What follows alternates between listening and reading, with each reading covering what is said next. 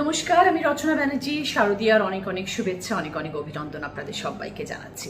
আপনাদের সবাইকে জানাই যে দুর্গাপুজো এসে গেছে এবং সর্ব জায়গায় অনেক আমন্ত্রণ পত্র এসছে আমার কাছে উদ্বোধন করার জন্য, এবং আমি সর্ব জায়গায় যাওয়ারও চেষ্টা করছি যতটুকু আমার পক্ষে সম্ভব। 25 এবং 26 তারিখ আমি ফুল ডে হুগলি জেলার মানুষের জন্য নিয়োগ করেছি, যাতে আপনি সবসময় আপনাদের পাশে থাকতে পারি, আনন্দেও আপনাদের সাথে ভাগ করে নিতে পারি। এবং দুর্গাপুজোর উদ্বোধনে আমি নিশ্চয়ই আপনাদের কাছে যাব। যারা যারা আমাকে আমন্ত্রণপত্র দিয়েছেন, যারা যারা চান আমি আপনাদের পাশে গিয়ে দাঁড়াই, আমি নিশ্চয়ই চেষ্টা করব সর্ব জায়গায় যাওয়ার।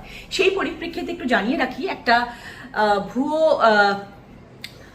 ভুয়ো একটা খবর চারিদিকে ভীষণ রকমভাবে আলোড়ন তুলছে যে রচনা বন্দ্যোপাধ্যায়কে নিতে গেলে নাকি টাকার বিনিময় নিয়ে আসতে হবে এবং রচনা ব্যানার্জিকে নাকি আর্থিকভাবে তার রেমুনারেশন দিতে হবে, তবেই তাকে নিয়ে আসা যাবে। কিন্তু এই কথাটার মধ্যে কোনো সততা নেই, এটা এবং একদম মিথ্যা কথা প্রচার করা হচ্ছে, কুপ্রচার করা হচ্ছে। এটা এরকম কোনো ঘটনা নেই, এরকম কোনো ধরনের কোনো রকমের ব্যাপার নেই যেখানে রচনা বন্দ্যোপাধ্যায়কে তার 7টি বিধানসভায় যাওয়ার জন্যে টাকার বিনিময় নিয়ে যেতে হবে। একদম নয়। নিচে একটা নাম্বার দেওয়া হয়েছে, সেই নাম্বারে আপনারা আমাকে যোগাযোগ করবেন যদি এরম ধরনের কোনো রকম কথা শোনেন, বা যদি আপনাদের থেকে কেউ এরম ধরনের টাকা চায়। এই নাম্বারে যোগাযোগ করবেন বা আমার সুগন্ধার অফিসে এসে কমপ্লেন লজ করবেন।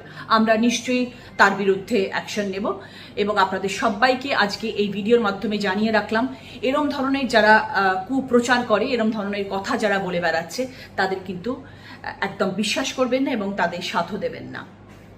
আপনাদের পাশে আমি আছি, সব সময় থাকবো। 7টি বিধানসভার পুজো মানে আমার পুজো।